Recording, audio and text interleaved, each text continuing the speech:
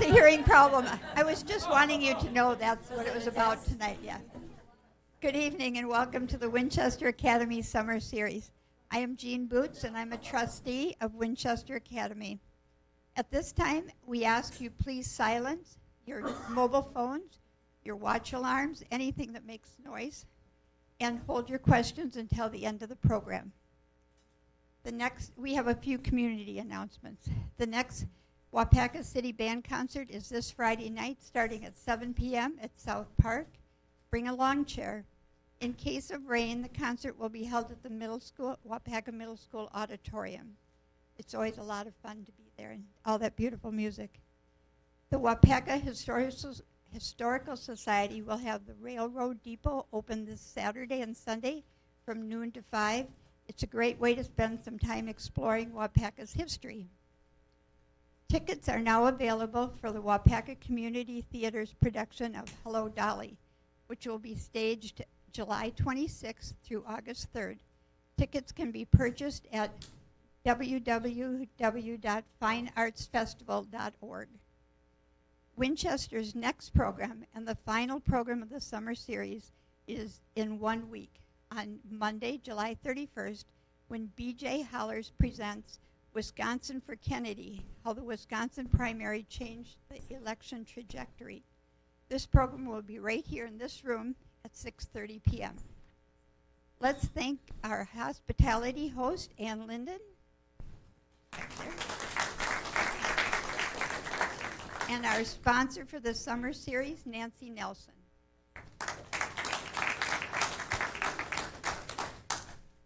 Tonight's program is sponsored by Sue Martin.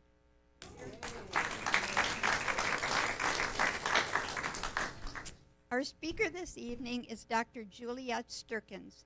She is a Dutch-born audiologist with 45 years of experience in fitting hearing instruments and counseling individuals on living well with hearing loss. Since 2008, she has been actively involved in the national advocacy campaign to improve assistive listening, as I did this at home too, assisted living. Assistive listening as mandated under the Americans with Disabilities Act and the broader use of hearing loops in Wisconsin and nationally.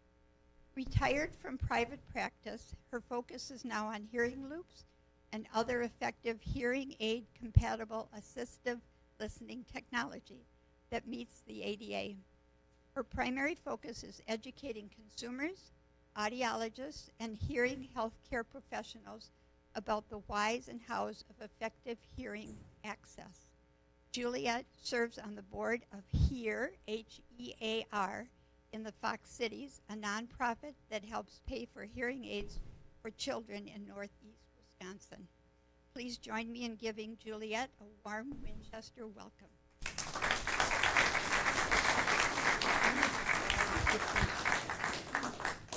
I'm going to try a different microphone, and we'll see which one gives you the best hearing.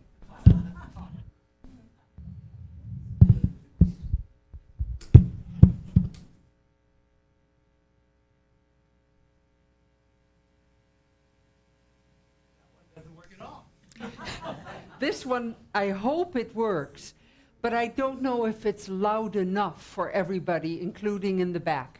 I'm getting a thumbs up from Anne, so we are good. And now I'm looking for a clicker.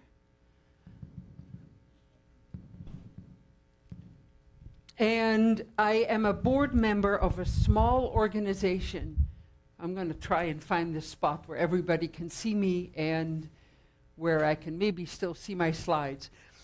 I'm a board member of a small nonprofit organization called Here in the Fox Cities. And the payment that I receive tonight will go to that organization. It helps pay for hearing aids for kids that fall in between the cracks, parents that are dealing with high deductibles, parents that have 1, 2, or 3 children in hearing aids. So they are facing huge expenses, and that's where my honorarium is going to tonight. So this is my background. I moved here from the Netherlands in 1981. after meeting my husband, who's probably heard me speak 1,000 times, after I met him in the pool. And yes, I was wearing a Dutch, very skimpy bikini. Need I say more? We've been married almost 44 years. So you're going to see these little QR codes. If you're quick, you can just take a photo and it'll take you to a website.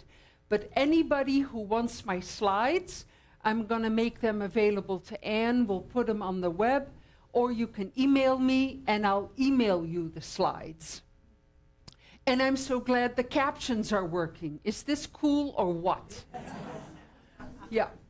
And just a little bit about us. My husband's retired from Oshkosh Corp, and in his spare time, he likes, besides driving me around, he likes to do photography. So we follow eclipses around the world.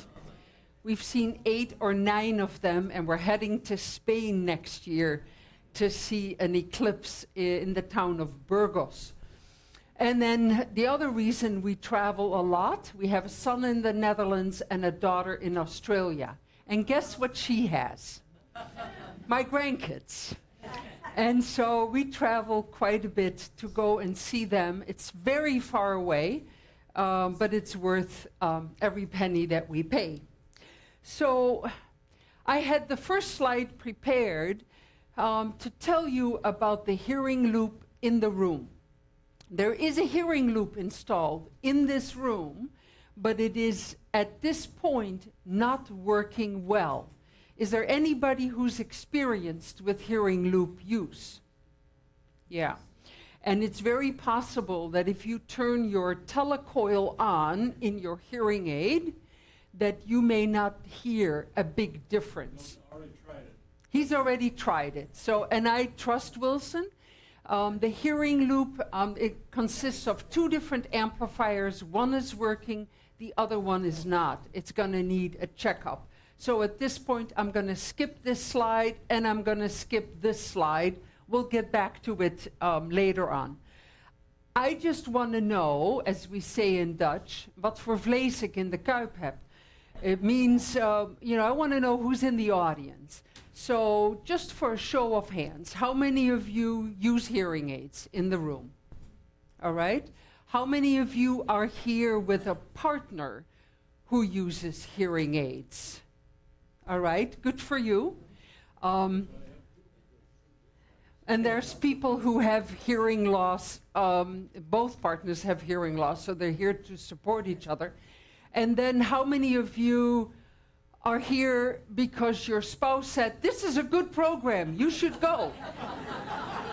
Okay, all right. It never fails, all right? So hopefully I will address a lot of your questions about the topic of hearing loss. I'll have my email available, so if I don't answer your questions, you can always email me afterwards and ask your questions in private. So a lot of people think that hearing aids are like eyeglasses. You know, for most people, you put glasses on your nose, you can see 20/20. Don't hearing aids give you normal hearing? And the truth is, they don't. And there's a lot different about correcting typical eyesight issues or nearsightedness versus correcting hearing loss. And we're going to talk about that. And I'm simplifying this, all right, for the purpose of this presentation. The first component is audibility. Can you hear me? And of course, if you can't hear, you can make it louder. We measure loudness in units of decibel. If hearing problem was only a loudness issue, then making things louder would take care of your hearing issues. And just to show you, this is a picture of a normal inner ear, I believe, of a mouse. This is not a human being, all right? But there's all these little hair cells that move when sound hits the eardrum, goes through the middle ear, and then it causes a fluid wave in the inner ear, in the cochlea. but I'll show you a picture of why that doesn't work when you have significant hearing loss. So we measure hearing loss on an audiogram, and we measure pitch, just like on a piano, the low-pitched tones on the left, high-pitched tones on the right, and we measure how loud we have to strike the key before you hear it. So if I just have to do this and you can hear it, I record in the upper portion of the audiogram. If I have to strike loudly or hard on the key, the lower I go, the harder I have to strike the key for you to hear it.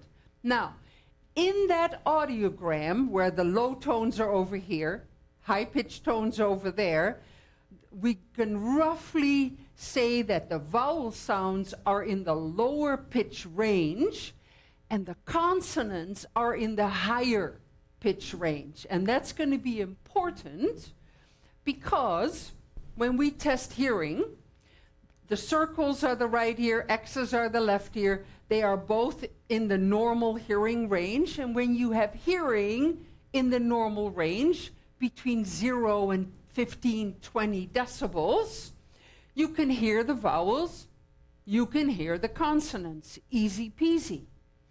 But what happens because of age, or because of noise, or because of familial tendencies in families, we tend to lose our high-pitch hearing first. So you see the low-pitched tones, the hearing is pretty good. But the high-pitched tones, there is significant hearing loss. That could have been somebody in the military. That could have been a farmer. That type of hearing loss in the high tones makes it difficult to hear the consonants. And when you don't hear the consonants, it's like playing Wheel of Fortune, but you only get the vowels. So the typical complaint for somebody with this type of hearing loss is I can hear, but I can't understand.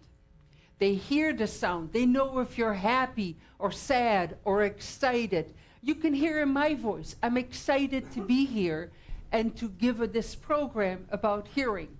You don't need to understand me. You just need to hear my voice. But this is the typical complaint for somebody with a higher pitch hearing loss. And that's because vowels carry 80% of the intensity, but the consonants carry 80% of the intelligibility. So the more high-pitched hearing loss you have, the harder it becomes to understand speech. So if you hear all the consonants, this is a no-brainer, right? Because you get all the consonants. And Sue may have seen this before. I'm from the Netherlands, so it's I love to grow tulips in my garden. And at that point, usually it gets very quiet, and people are going, what is it?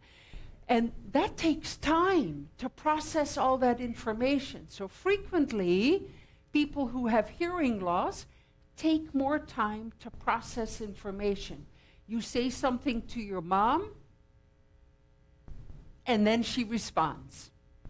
But of course, we're also in such a hurry that we don't wait. We repeat it, and we repeat it louder. And when we talk louder, we sound angry. Okay, so the components. Audibility. The second component, distortion. Even if the sound is made loud enough, it isn't always clear enough. And that's because these little hair cells in the inner ear may look like this after major noise exposure. Poor chinchilla, or poor cat, or whoever was sacrificed for this image. But you can imagine that making sound louder is not going to necessarily provide a crystal clear signal to your brain, right?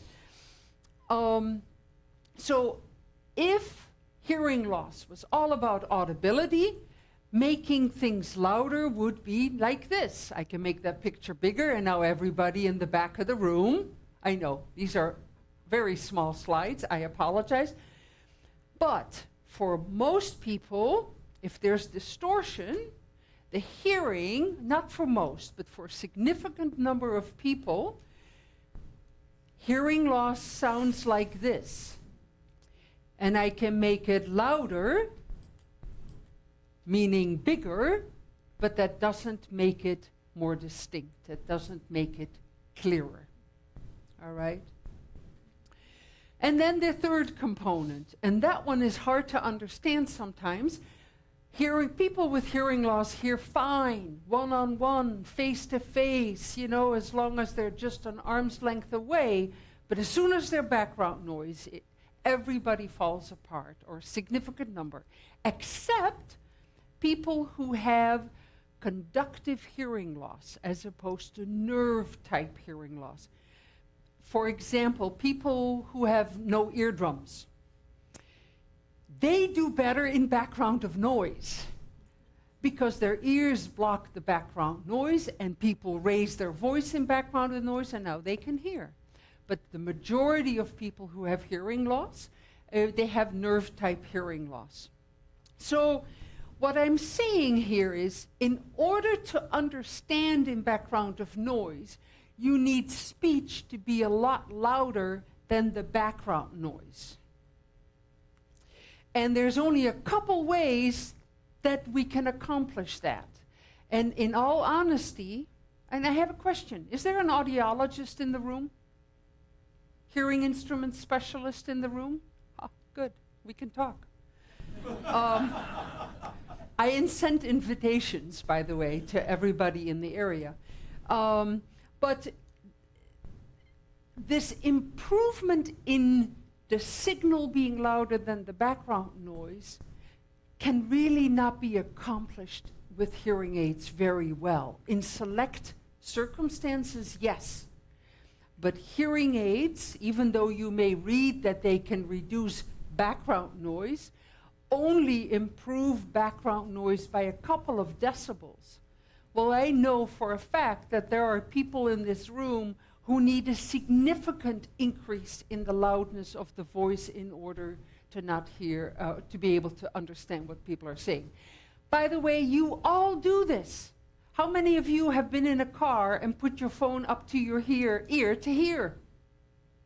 How many of you have done this? That improves the signal-to-noise ratio. Putting the phone next to your ear improves the signal-to-noise ratio. How can you improve signal-to-noise ratio? By making the signal louder, asking people to talk louder, by moving closer. In fact, I'm probably too loud if I talk in this tone for Sue.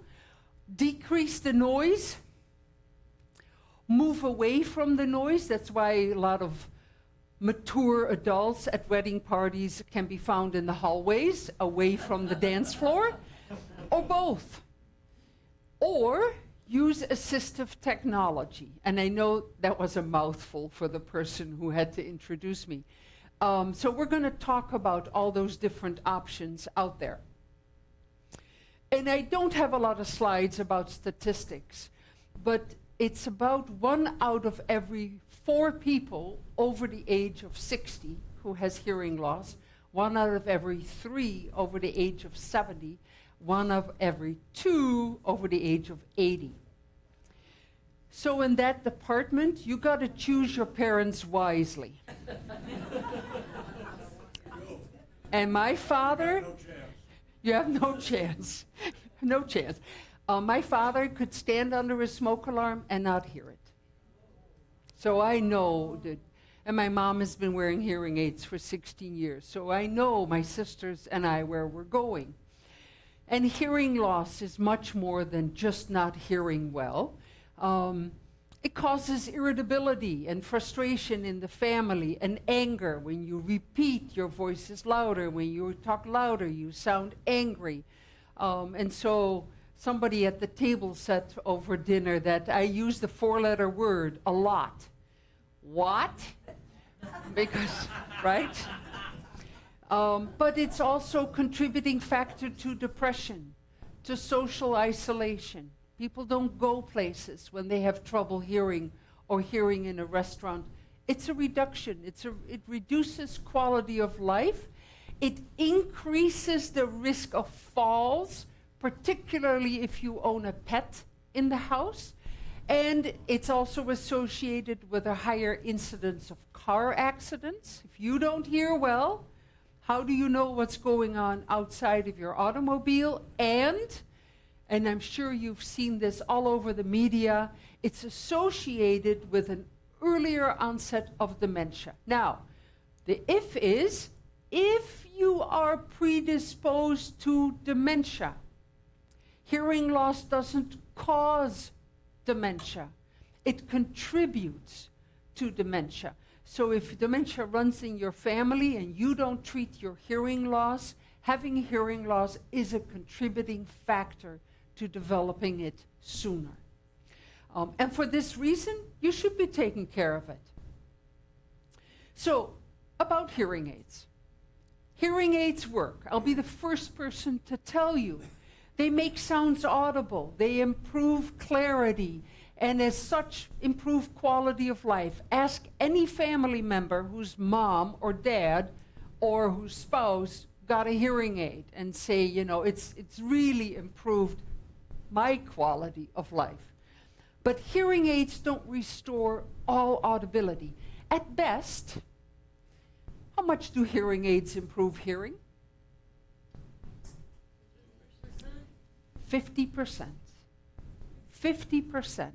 So if you have a 40 decibel hearing loss, with 2 hearing aids, I can make you hear at about 20, which is just that normal range. But if you have a 70 decibel hearing loss, do the math. If you are like my father, who had no hearing in the high frequencies, I cannot make louder what isn't there. So it really depends on how well you're going to do. It depends on your hearing loss. And hearing aids really only minimally improve hearing in background of noise. Now, for some people, they do improve hearing in background of noise. But when you've seen one person with hearing loss tell you how well they do with hearing aids, you have just seen one person with hearing loss, how well they do with hearing aids. It varies dramatically. Just like some people are back to, playing pickleball after a new knee, and there are people who are just, with great difficulty, get around and feel more confident with a walker. It's not the knee, it's the person. It's not the hearing aid, it's the amount of hearing loss that you have. And so that's the one thing that I'd love to get across today, is that hearing loss varies dramatically from person to person. And that what that person needs from you is compassion, or is to say, I notice you're asking me to repeat. Is there anything I can do to help you hear me better? And it might just be changing places at the table so that person isn't staring into the light. All right? So, we'll talk. I have some handouts, and they're in the back of the room, and there was a whole stack here too. I don't know where they went. Are they behind you? I'll give them back to you. That's some of them. But anyway, this is a paper and pencil hearing test. And there should be 30 copies, and I realize now I don't have enough copies. I'll email them to you. We'll otherwise put them on the website. I'll give these back to you. And so this is called the quick hearing test. And there's 15 questions that you have to answer honestly.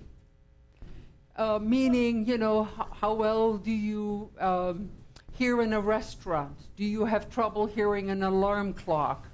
Do you ask people to repeat? Frequently, I recommend that the spouse take the test also for the other person, so you can compare if one person denies all issues and the next the spouse says, oh my God, Dad, you're missing all of this, right?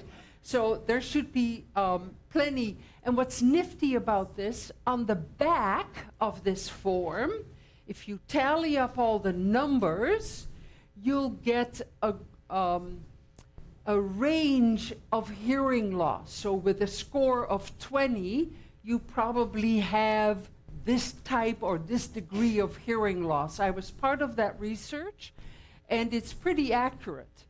And it's really a functional hearing test. It's not a matter of pushing a button. It's answering questions about real-world situations. So let's talk about some solutions. Your hearing aids can only do so much for you. The rest is up to you. Stop getting older. And isn't that the truth? My mom is going to be 99. And it really has done superbly with hearing aids for the last 16 years, but she's aging suddenly very fast.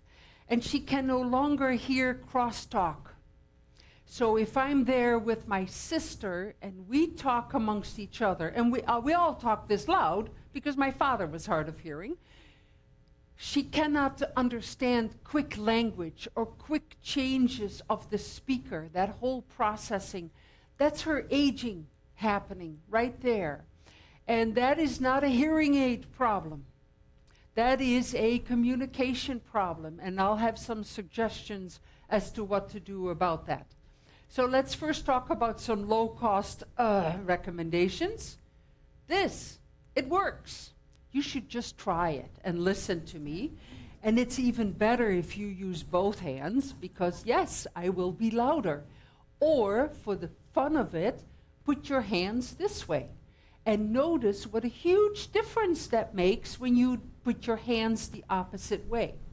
There's a problem with that, though. It's really hard to eat in a restaurant.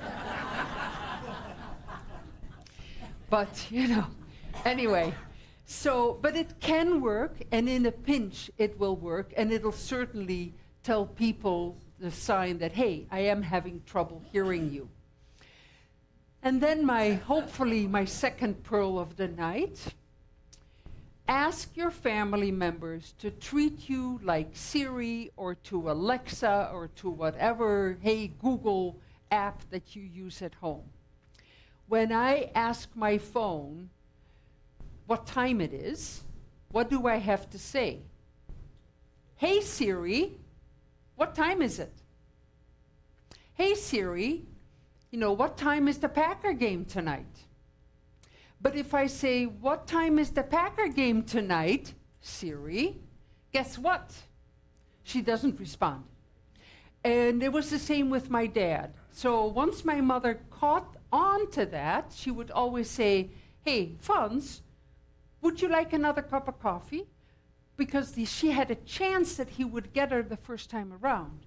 But if you go, would you like another cup of coffee, honey? He would hear honey, but he didn't hear the first part. So it's like priming the person that she who is important is about to speak. It worked. So that is on one of my handouts, by the way, that I have with me. Turn on the captions on TV. Okay. Who turns on the captions to watch Downton Abbey? Yeah, look around you. You see how many people do. I mean, who can understand, right, what they're saying with those British accents? By the way, did you know that you can also put your captions on your smartphone? It's a couple of swipes. You can automatically turn it on, and your phone will caption the person you are talking to. It's remarkable, and it's the same technology that we're using today with the captions on the PowerPoint. I have instructions on the handout. But that will and you can make the captions bigger or smaller. It works for Android. Actually, it works even better for Android phones than for Apple phones. And it'll work offline. So you don't need to be on the web in order to make this work. So these are all low or no cost issues. Do you Then, know the name of that It's built into your phone, and if you look under accessibility, but the handout is in the back. And if there are none left, email me, and I'll email you the instructions. There is a lot to do about over-the-counter hearing aids. It was a bill that was pushed through in the Obama years, and then it was signed into law by none other than President Trump. And over-the-counter hearing aids, yeah, I heard that.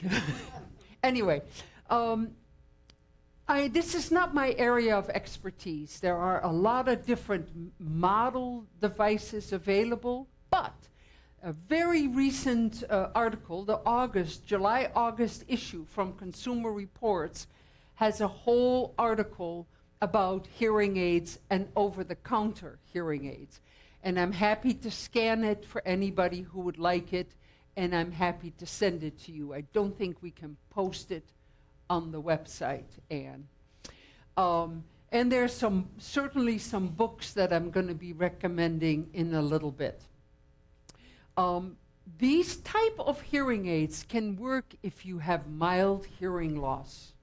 But if you expect to hear in background of noise with these devices, you're probably asking too much.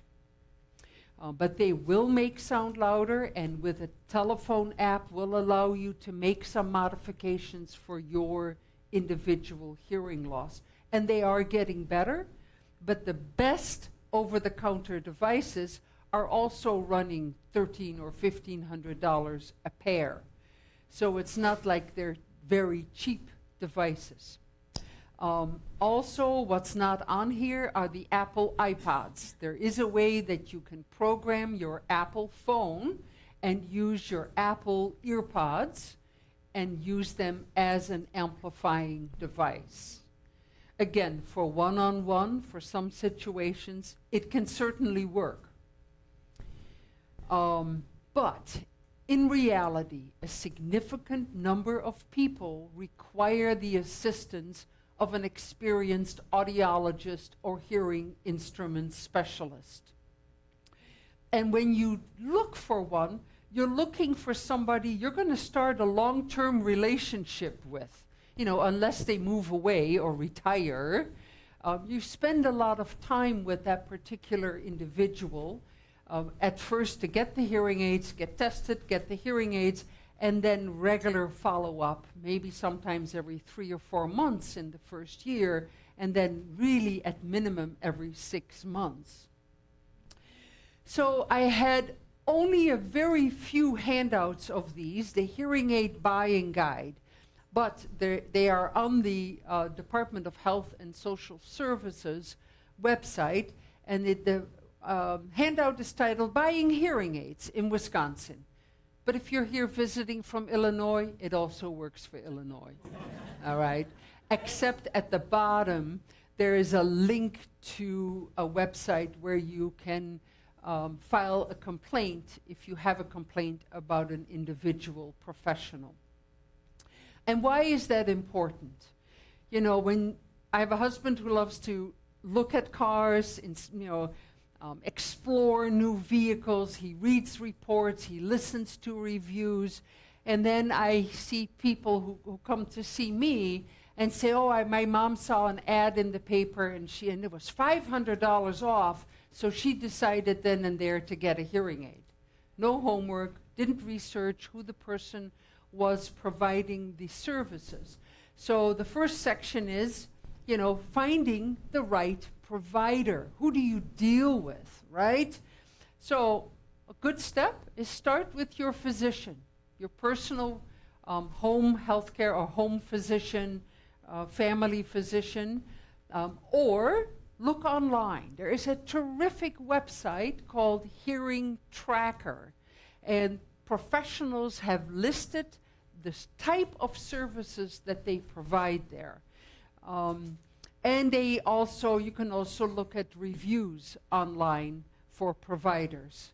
Or, I know it's not close, but there is a Fox Valley Hearing Loss Association of America support chapter in Appleton.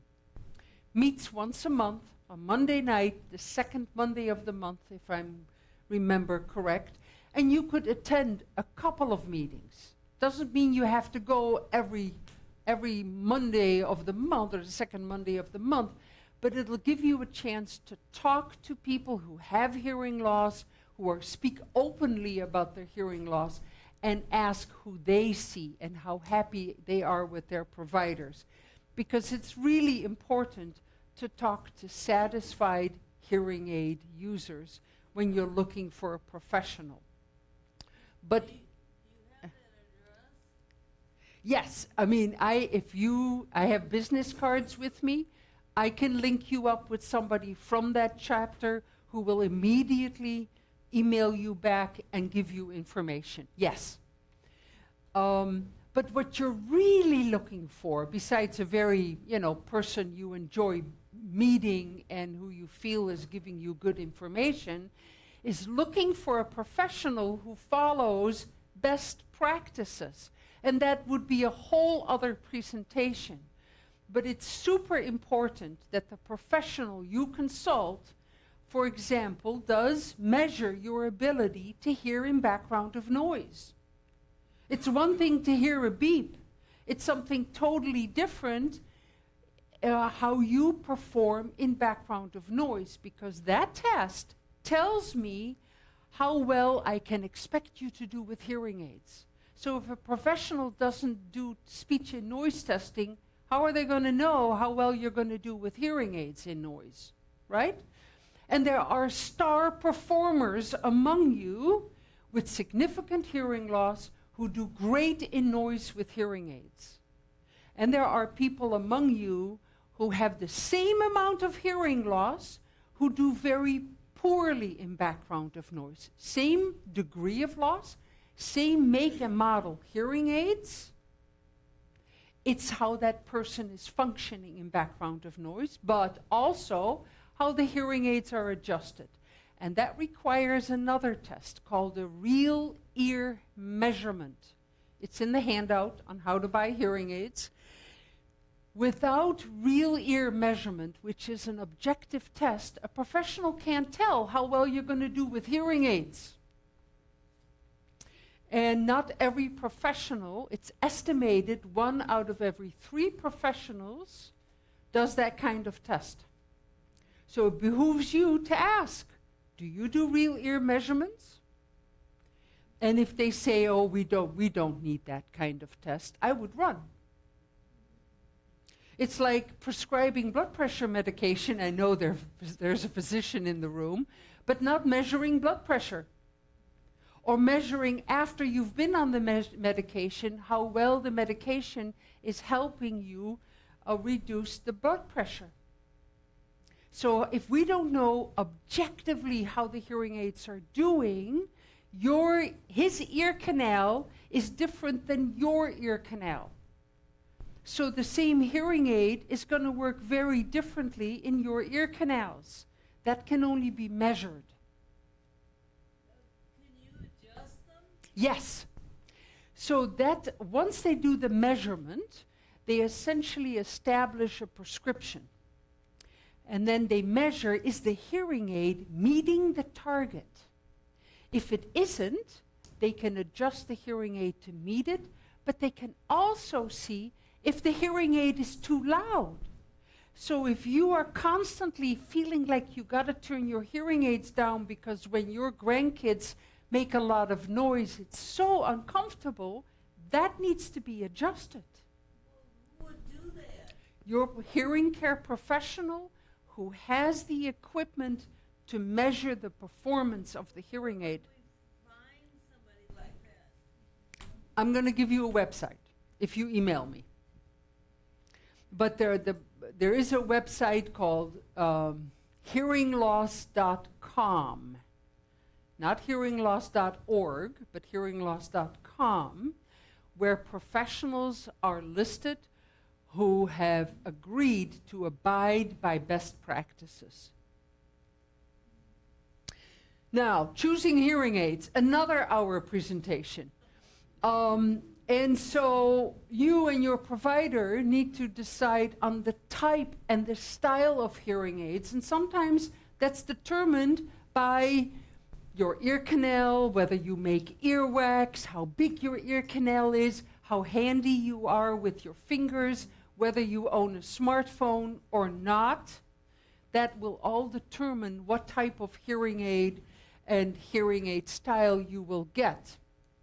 This type of hearing aid, the hearing aid that fills up the whole ear, has some advantages. For one, it reduces wind noise, and that can be a big deal. But it also plugs up your ear canal. And when you plug up your ear canal and you talk, your voice sounds louder in your head. And for some people, that can be when you're chewing, when you're talking.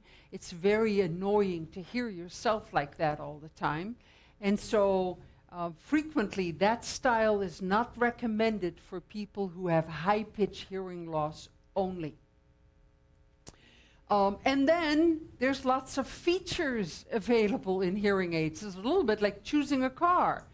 And the features that are important, they're driven by your needs. If you work at the Pentagon, you are not allowed to use your iPhone with your hearing aids, which means that you need technology built into the hearing aids that you can access by just simply pushing a button. So features that are important, all in that hearing aid guide that I discussed, are the telecoil. It's a little antenna that helps you pick up sounds from hearing loops, but also from standard landlines. Directional microphones. When it's quiet, your hearing aids will pick up sounds in the front and the side and in the back. But in background of noise, a lot of hearing aids either can be set or automatically adjust to be forward-facing. And as you know, this works. You hear a little bit better this way than doing this. So directional microphones can help a couple of decibels in background of noise. Then you need to make a decision whether you want throwaway batteries or rechargeable batteries. There's advantages to both. And then we need to know if you use a smartphone or not, and whether you go to a lot of meetings, or whether you travel, or you spend a lot of time in the car, or you watch a lot of television, because then we add recommendations to that. Again, in that little 4-page how to buy a hearing aid guide. Things that you need to find out from your provider is, do they provide a hearing aid trial period? A lot of manufacturers allow 60, sometimes even 90 days to decide whether you are or are not going to keep your hearing aids. Now, your professional may have told you only 30, but there is some leeway there. Is it possible to compare different levels of technology? And the truth is, there are some studies to suggest that for some users, more advanced technology doesn't necessarily give them better hearing. More advanced technology in hearing aids can help reduce feedback, whistling, if you have amplification where the ear needs to stay open and yet you want the volume turned up. But the more hearing loss you have, it's unlikely that more advanced features will make a dramatic difference in your ability to understand.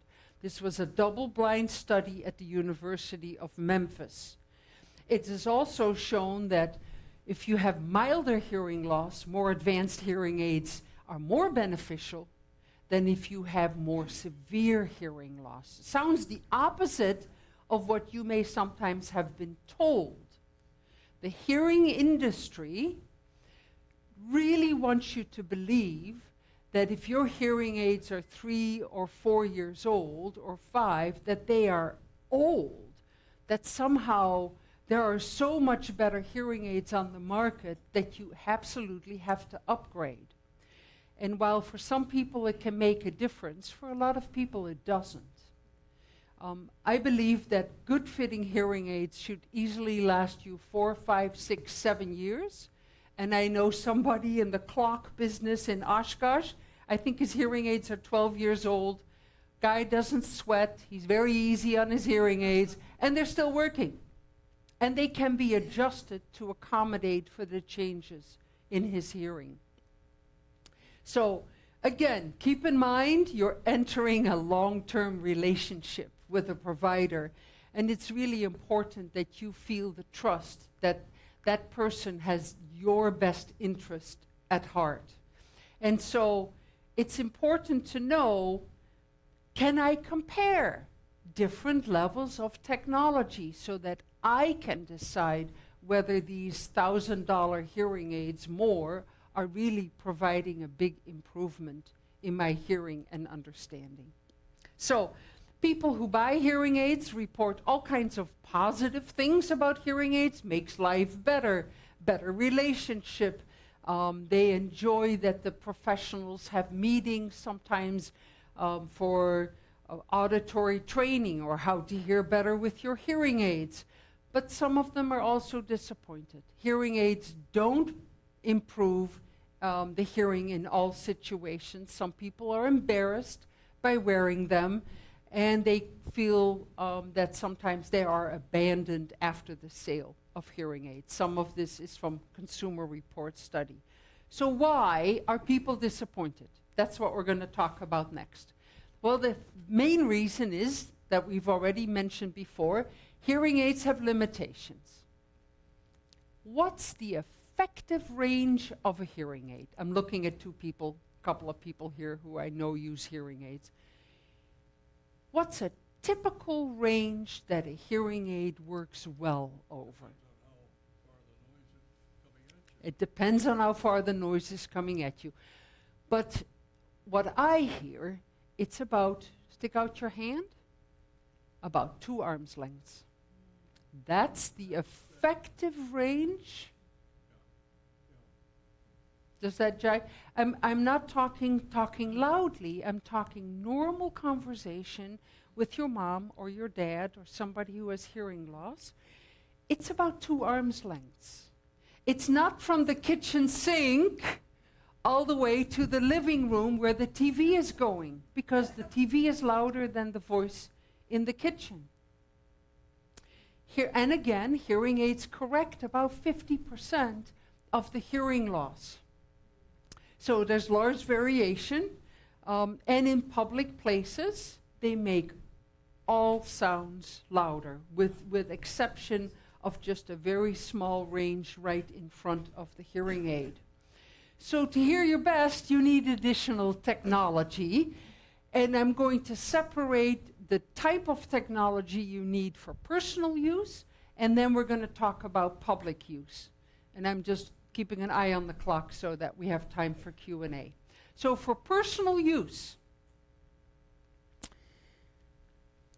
TV transmitters, they are the least utilized technology with the greatest benefit, all right? This is a little transmitter right here in the room, and via Bluetooth, it sends the audio signal from the TV right into the hearing aids. In fact, this guy could be watching football with the sound off and still hear it. Huge benefit. So if you have trouble hearing television, this would be your next step. You get a TV transmitter.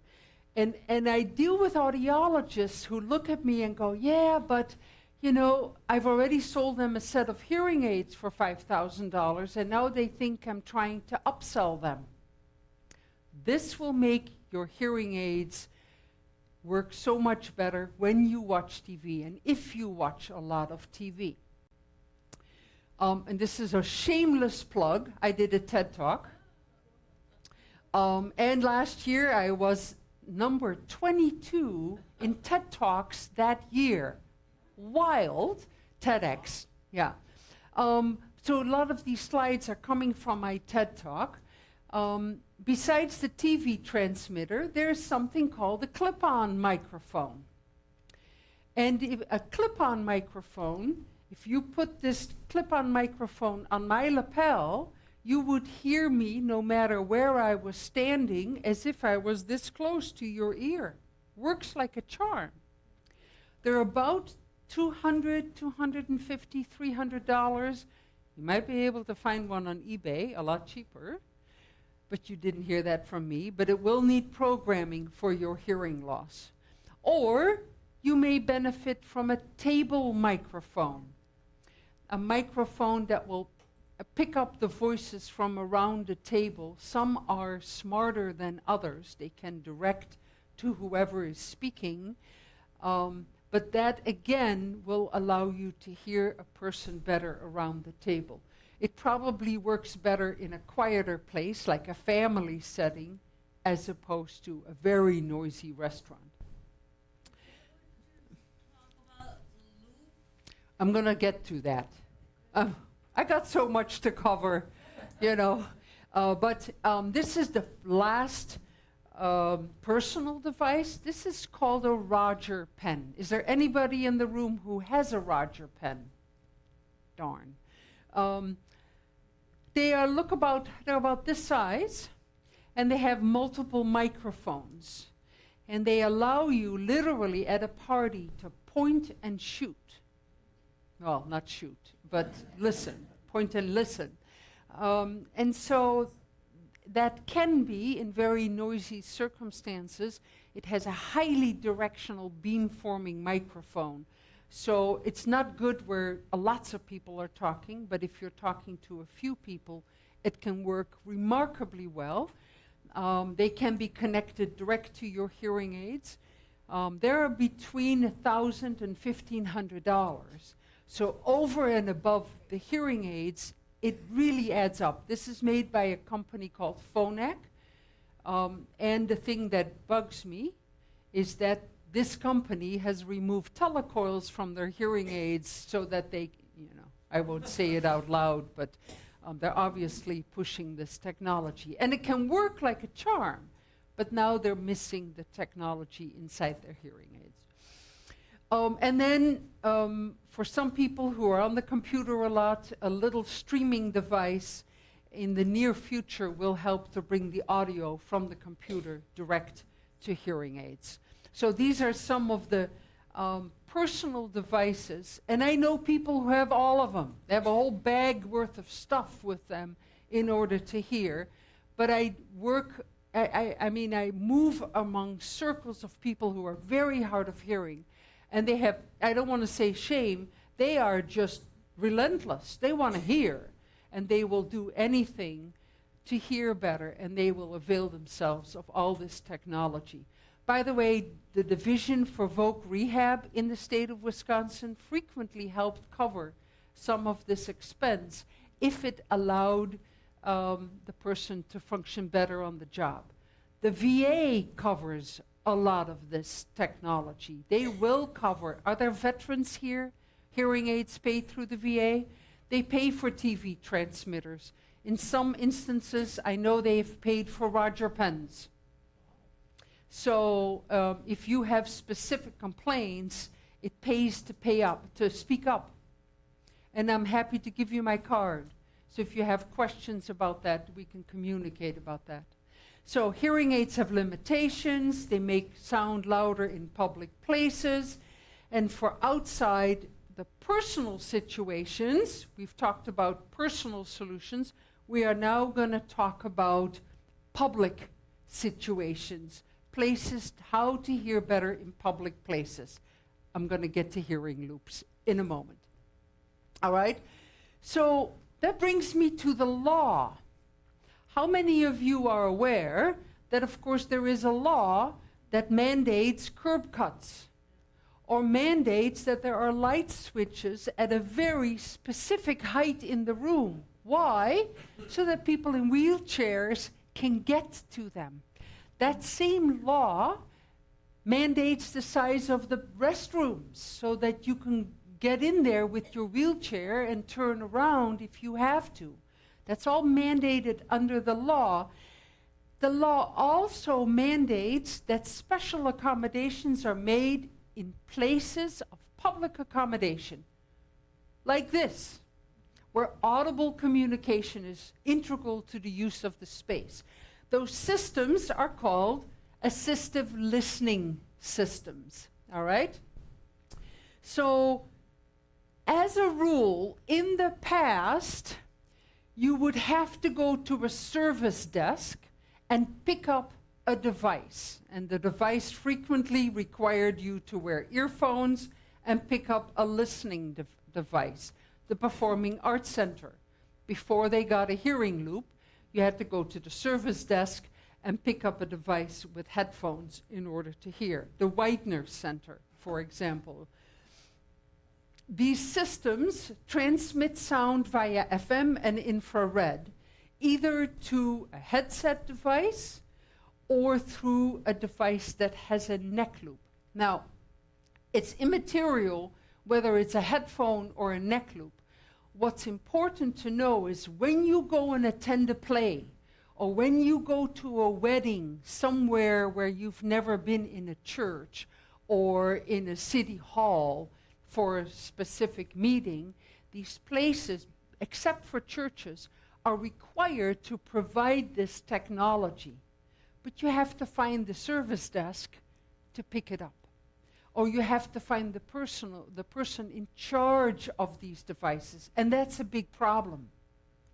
Because these devices end up in dresser drawers, behind locked cabinets. They're not charged, the batteries are low, the headphones aren't always clean. Sometimes they're not compatible with hearing aids. So this was the state of affairs before 2008 in Wisconsin. And that's when I had a light go on, all right? I attended a meeting for the Hearing Loss Association of America in 2008. And there's this whole room of people from the Hearing Loss Association, very hard of hearing. In the room is a hearing loop. And when they talked about the hearing loop and turn on the little telecoil, the antenna in the hearing aid, in order to hear in the loop, there were people laughing, there were people crying. They could hear for the first time. And the lecture was about how hearing loops were happening in Michigan. And I'm in the back of the room going, this is not only good for Michigan, this is good for Wisconsin. This is good for my patients in Oshkosh, Wisconsin. And that's really how I rolled into this whole effort. I thought it would be easy, to get, thousands of hearing loops installed in Wisconsin. But we're making a nice dent in it. So some systems require you to pick up a listening device, and some people broadcast audio direct into hearing aids. And that's the hearing loop, of course. And the hearing loop, this is probably a picture that's now 14 years old, but a hearing loop is in effect a series of wires, frequently it's more than a wire, that encircles the room. We suspect the loop wire is in the ceiling here. The sound from the microphone gets sent to the wire, then the amplifier causes changes in the magnetic field. That signal is free of background noise because it's coming straight from this microphone, and it delivers the sound direct to the hearing aid. So in effect, in a hearing loop, this microphone becomes the microphone to the hearing aid. It's like I'm this close to your ears, Wilson. I mean, how terrific is that, right? So it's the microphone, there's a microphone component, a hearing loop wire component, an amplifier, and you need a person with a telecoil in their hearing aid. So how do you know if you have a T-coil in your hearing aid? If your hearing aid has a button, like here and like there, there's a pretty good chance you have a telecoil. But it may not have been activated by your provider. We'll talk about that too. If you don't have hearing aids or you don't have a telecoil, you can wear headphones. So that's why you may see in some locations, or specifically in churches, that they have these headphone devices in the back of the church. This is the universal symbol. I'll also draw your attention right there to the fact that there's a hearing loop installed in this room. Now, my experience is if there's a hearing loop in a church, we hear the following Monday that the loop isn't working. Immediately. There's something wrong with the loop. I couldn't hear you today. In this room, there may have been people using it thinking, I don't know if the loop is working. If you have unsophisticated users not quite knowing how great it should sound, there is some sound in the room through the telecoil, but it's very, very limited. So I'm going to skip over this, these little, I don't know if it's even going to play. Let me try it. No.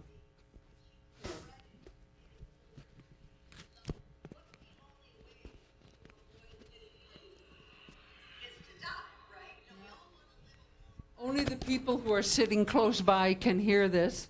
This is a recording through a hearing aid microphone, and then this recording is through the loop. Oh, it's a huge difference. It's like being, of course, people in the back of the room just have to take our word for it. You know, what can I say? But since I started my efforts in 2009, there are now nearly 1,000 places that have hearing loops installed, including fun places like the Milwaukee Rep and the American Players Theater. We are the #1 list in the States of theaters that are equipped with hearing loops. So, and I live at Evergreen in Oshkosh. It's a retirement community, and we have hearing loops in a couple of locations. But there's loops at banks, right? Loops at libraries. They can work in a library with a microphone, and this librarian is hard of hearing. So the loop can be used both ways, for the user or for the librarian behind the counter. But there's loops in taxi cabs and in museums. This is the Performing Arts Center. This is the Supreme Court. These are airport gates in Atlanta. No. Yes, Atlanta. But there's also loops here at the Sydney Opera House. Hearing loops are universal. So as long as you have a good functioning loop and a telecoil in your hearing aid, the two will work together. There's no pairing. You don't need to look for a Wi-Fi network. There's also a loop here. I don't think it's working. I have issues. Either that or they don't know how to turn their telecoils on. You know, it's just frustrating. But just to show you how beneficial, this is a church in Oshkosh, St. Raphael's. And I did some research, some surveys among users. And I asked, so, how well do you hear with your hearing aids at St. Rafe's? Just using the microphone of your devices on a scale from 1 to 10, where 1 means I heard nothing and 10 means I heard every word. This person rated a 2. They say I can hear 2 out of 10 in the loop, without the loop at St. Rafe's. But then look what happens in the hearing loop. It's night and day. I made a copy of that card and I slipped it under Father Dan's door. Like, you got to see this. You know, this is a huge difference. Because they questioned the cost. There's now 3 hearing loops in the chapel and the overflow. And they actually had to rip up the linoleum in that room in order to do that. So in 2010, these were the number of loops when I first started, and I'm sure you heard my spiel in the office about this. But now there's over 500 churches and over 30 theaters with hearing loops. And they kind of move forward by word of mouth. It's lovely.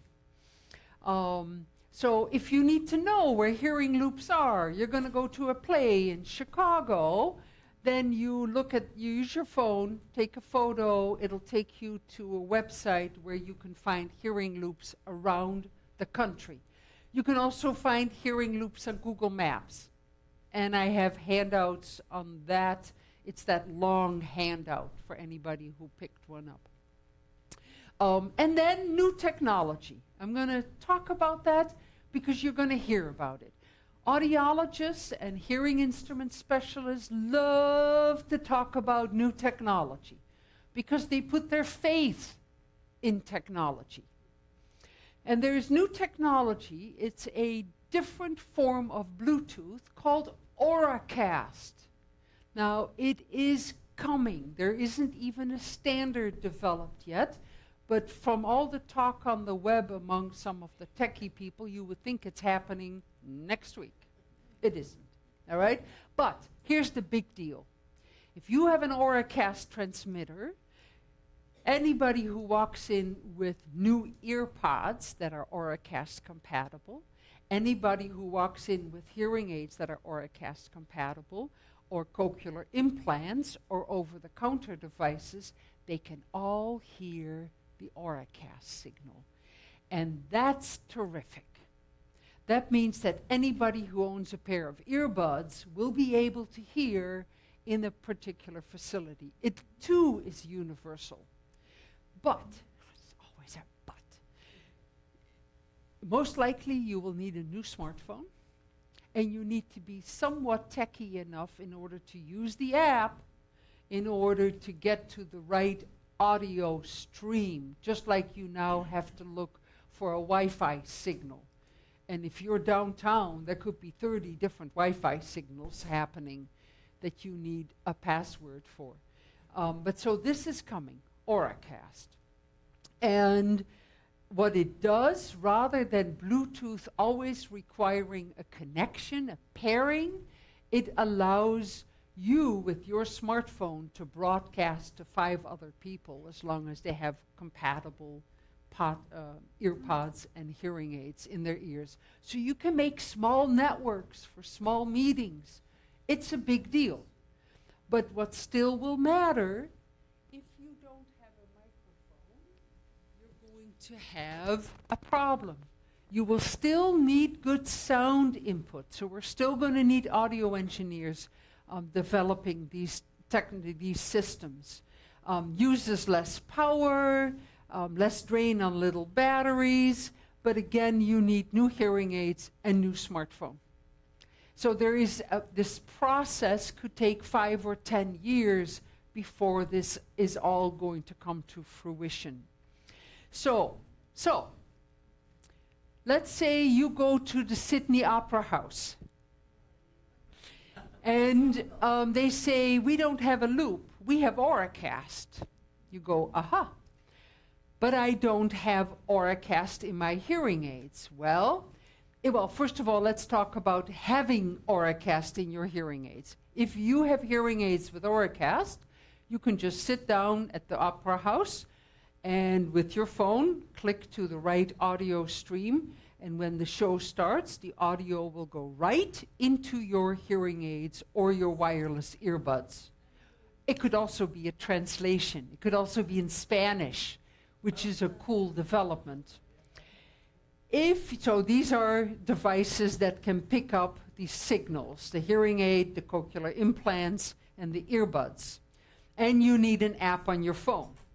But if you don't have Auracast, but you have telecoils, then you go to the service desk and say, I don't have Auracast, but I need a neck loop device in order to hear the Auracast broadcast. And so now you will be able to use the Auracast technology in the theater by way of a neck loop and the telecoil in your hearing aid. And this is what we're going to have to deal with for a while we go through this transition, right? So, what is a consumer to do? You're sitting here and going, oh my God, there's so much to think about and to decide. Simple. If you're in the market for new hearing aids, you need hearing aids that what we have called ADA access ready. Those are hearing aids that have telecoils and have Auracast, and they exist. Now, your provider may tell you, not in the make that I deal with. I wouldn't spend $6,000 on a pair of devices that have only one technology at this time. If you travel, if you do things, if you go to plays, you want to have hearing aids that you can hear in the most places with. So you need telecoils and Auracast in your hearing aids. Immediately telecoils, because 99.99% of all systems still use the telecoil in the hearing aid. But as Auracast starts being installed, you either need Auracast in your hearing aids or you need to pick up a neck loop device. So it all depends on how well you want to hear. So now I'm getting to the end of my presentation. I have some resources. It's all very, very small print. I'm happy to send this in a PDF format so that you can click on the links. There are videos to watch. There are articles to read. There's lots of arguing going back and forth between Auracast and telecoils, and it's not one or the other. You need both. I also have resources. If you're techie, or you're techie and you want to help somebody who maybe isn't techie, she's pointing at her daughters over there, there are apps. There's an app to find quiet restaurants. Now, I don't know how many quiet restaurants you're going to find right here, but apparently it works great in New York City. There are special programs for auditory training, LACE auditory training, or HEROES. These are exercises to help you hear better, understand better, pick up cues in auditory information faster. And then CHA, that is the Canadian Hard of Hearing Association, has a self-paced lip reading program that you can purchase online. Then there's a couple of blogs I can highly recommend. Depending on, they write maybe once a week, once every 2 weeks, great informational blogs that you can scan about hearing. Other people have the same problems you have. How do they solve them? There are Facebook groups. If you have significant hearing loss, and if you feel that your hearing aids aren't giving you enough benefit, maybe you need to look into a cochlear implant. There are groups online about cochlear implant technology.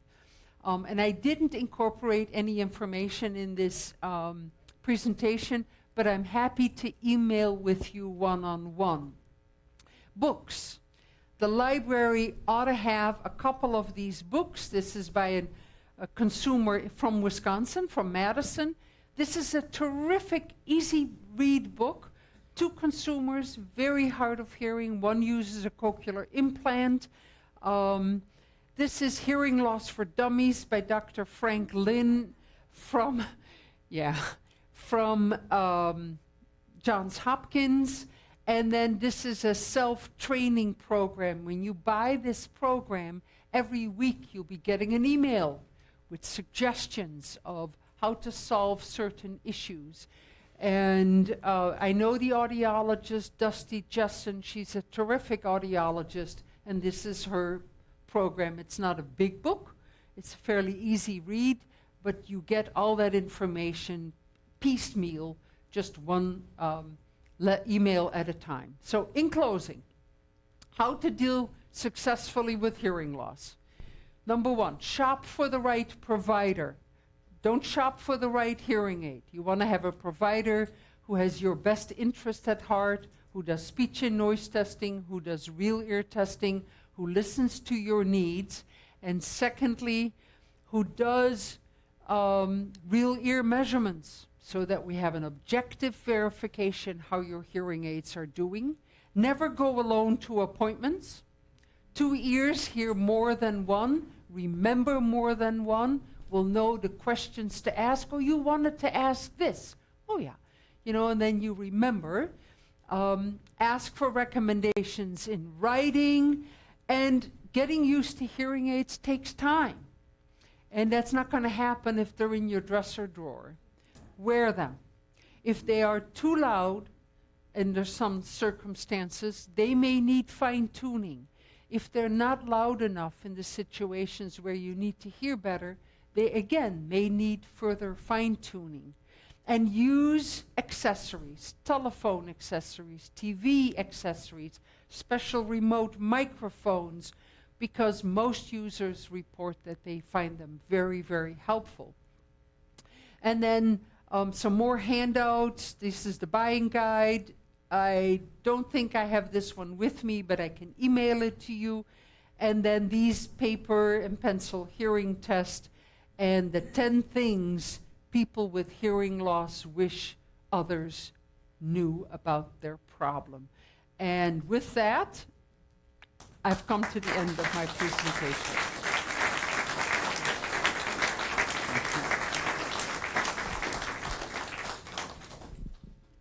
And I'm happy to open it up for questions. Somebody's going to run around with the microphone. Oh, thank you. I'm in the process of testing. I'm in the process of testing out some new hearing aids, and you were talking about the loop, and said if you have the buttons in your, does that mean it's working Is it working automatically? No, no, and I did not make that clear because I skipped over some of those slides in the beginning. When you enter a church that has a loop, and I have some lists in the back of the room that shows where all the loops are located, you have to turn that feature on. And if the loop works well, how many of you have used a hearing loop? And what happens when you turn the loop on and it works well? The sound is right there, right? So if you have to do, I think it's working, that loop isn't working right. Well, the thing is, I'm hearing you very well. Excellent. And I'm wondering, am I attached to this loop in some way? You would have had to turn it on. I am also making an extreme effort to speak clearly, distinctly, and the captions were on the screen. And that can all help to process this information. But loops work particularly well in places where there is echo or reverberation, churches, theaters, large meeting rooms. And it should have worked in this room today, and I called to have somebody check it, and that person said it did work, but we found that it only works very lightly in some areas of the room. And so I suspect this person was not an experienced loop user. So we're going to have it checked out. That's, I think, common. That it'll only work in certain parts of a. It's not common? It's not common. So a hearing loop has to be engineered by an audio engineer, and it depends on the amount of metal in the building, whether it can be accomplished with a singular wire in a wooden church, or whether it requires an array of wires and 2 different amplifiers. So if a loop is installed well, it's night and day difference. And that's what Auracast is going to do too, except it's not here yet. Question? And Juliet, the one thing that I noticed too, when I've been speaking to different people, I have to, 1, slow down my voice, and 2, enunciate better. Yeah. And don't take this too personal, Nolan. But you have a lot of hair in front of your mouth. And that makes it very difficult to see lips. And if we can't see lips, it's very difficult to lip read. And it also kind of blocks the sound a little bit. So if you get complaints from your spouse, now might be the time to just give it a little trim. No. No. But slowing down makes a huge difference, and I'm looking at 2 daughters. They know when mom doesn't hear you the first time, you say, well, we're talking about this. They cue her in, right? You repeat select portions, and then mom is back on track, and now you're good again. Yep. Yeah, with me, it was occupational hazard. I was a medic. So speed and enunciation didn't exactly match. No, speed and enunciation don't match if you're a medic. Yeah. Any other questions? I have a question. Oh, I have a question, and then we'll take you. You know, you're so right. I mean, as one of my mom's daughters, whose mom is profoundly hearing impaired, just looking at her and getting her to look at us when she talks makes a huge difference. Yeah. What can we do to encourage her to use technology that she has and says, I don't need that? I would start with the TV transmitter, All right? because that is, if you've used the hearing loop, right? You have used a hearing loop. And that, okay, and she loves it. I thought I was Ben Skill. He was singing right to her. Yeah. And the hearing loop can make such a difference. For TV, it can make a big difference also, but there's a but. TV is fast. There's a lot of background noise. People are talking over each other. That part I can't correct. So if you watch talk shows where that's happening, it goes too fast. I was so interested in that personal microphone. And they're almost all available for all Make hearing aids. Okay, And you should be able to try it before you buy it. okay. Excellent. So it can work in the car. You clip it on your lapel, Yeah. so at least you can drive and you don't have to talk like this to your mom while you're It's driving. not safe. No. Yeah. I wanted to ask a question about when you're in the car and a person with hearing aids keeps turning the volume down and the person with normal hearing can't hear it any longer. Or same thing happens with TV. Yeah. Can you comment on And that? I didn't comment on that. I mean, I simplified the typical complaints about hearing loss. But a lot of people not only have trouble hearing the soft sounds that need to be made louder, but they have an intolerance for loud sounds. So their hearing range is very compressed. So a little bit of louder is better. A lot louder becomes uncomfortably loud. It's called recruitment. It is a thing. Some people have it worse than others. And the difficulty that audiologists have is to keep your hearing range in that narrow range. Make soft sounds louder, don't make the loud sounds too loud. Well, obviously, if I am packaging all this hearing into this narrow of a range, something is going to give. And that is frequently discrimination, understanding of speech. But if you are doing this a lot, it may mean that the hearing aids for the output may have to be toned down a little bit. But in the car, I mean, all bets are off. The amount of background noise that's in the car, the kind of program that you're listening to. I know people who had a hearing loop installed in their car. And she asked us, could you install a loop in the car? And we said we could. And we went through the trouble of finding a microphone because we were convinced she wanted to hear her husband better in the car. And she looked at me and she says, I don't want to hear him. I want to hear NPR. So it's, but anyway, any other questions? I know we have a hard stop at 8. Yes. I have 2 issues with my hearing aids. Hold it real close. 2 issues with my hearing aids. I have an app, and so Keep it close. I was experimenting with the different settings.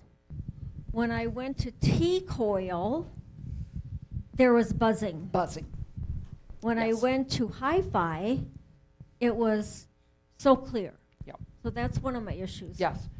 Was that here in the room? Yeah, just now, Yes. tonight. Yes. I know you're sitting in an area where there is some EMI. I didn't discuss that either. Yes. Okay. So a different environment would be, have a different result. Yes. The other frustration is I will be in a group and someone is talking and the person next to me is chuckling about whatever that person has I said, didn't hear it. and it was not intelligible. No. About the buzzing, I'm going to say one thing. When you turn on a telecoil and there is no loop signal, your hearing aid goes in search of sound and will turn up the gain. So you may hear more buzzing when there is no loop signal. When there is a loop signal, some of the buzzing goes down. But buzzing needs to be addressed by hearing loop installers. That's one. Hearing conversation. So if you're trying to hear a person from across the table and somebody else is laughing, this laughter alone can turn the gain down in your hearing aids because it's louder than the person across the table. And that means when that happens, you're going to miss what that person is saying. It's a limitation of a hearing aid. I wish I could make that go away. But if you have friends, at that point, I don't know if you noticed, that gentleman kept telling her, hold it closer. And then she moved. Hold it closer. And the third time, she did, right? And she kept it there. So what I'm saying is, if you have good friends that you're out with, if you were out with a friend who had trouble walking, would you slow down? Yeah. Would you carry a bag? Yeah.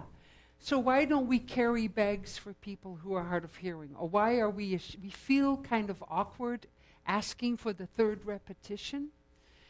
But sometimes you have to. But her hearing aids have been a lifesaver. And so it's the limitations. It's dentures are not great when you're eating tough steak.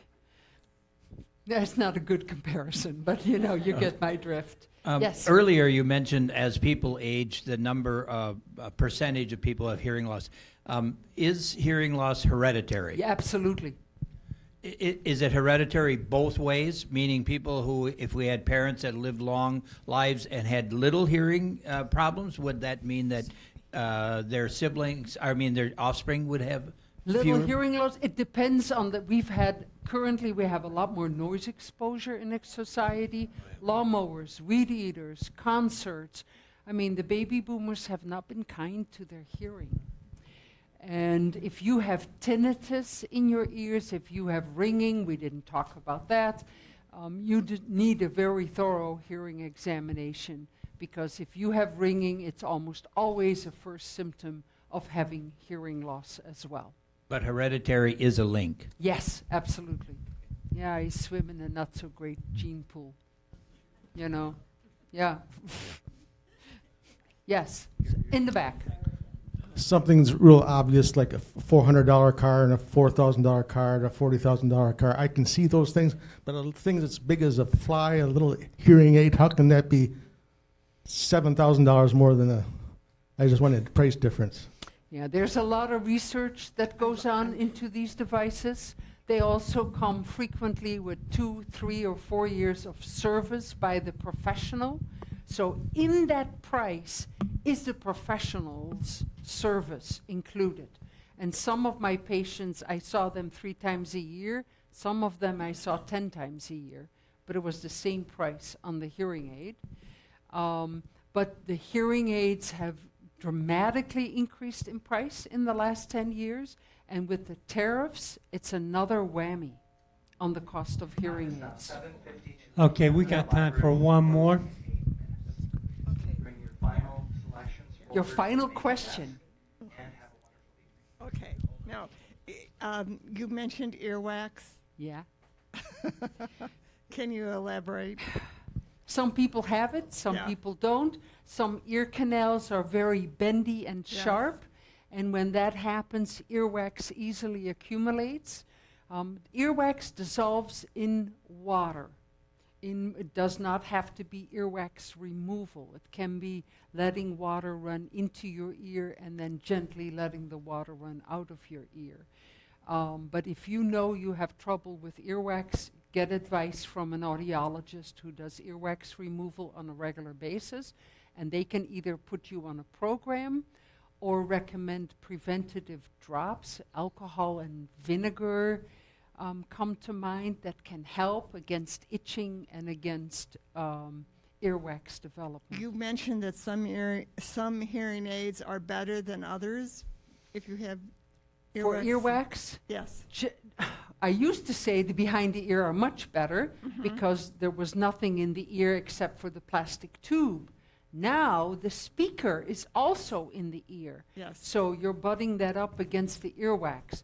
Fortunately, they have little filters that can be removed, but depending on the type of wax that you have, it might be better to go to a hearing aid where the whole hearing aid sits behind the ear and you have the clear tube going into the ear and not the speaker hanging in the ear. Okay. Okay. So I'll put out some business cards. I know I feel like we're on a rush at this moment, and I apologize for not having any more time, but thank you.